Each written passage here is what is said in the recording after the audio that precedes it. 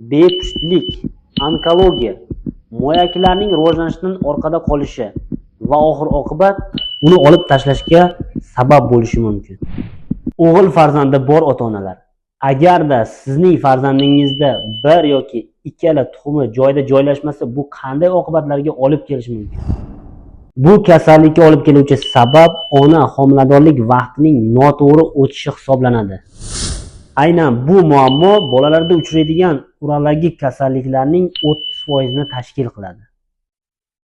Farzandingizning tuxumi bor yoki yo'qligini aniqlashning eng oddiy variantlari tuxumlarni paypaslab ko'rish va UZI tekshiruvi.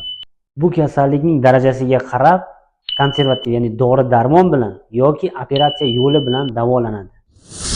Kasallikka bee'tiborlik, bepushtlik, onkologiya, mo'yakilarning rivojlanishidan orqada qolishi va oxir-oqibat uni olib tashlashga sabab bo'lishi mumkin.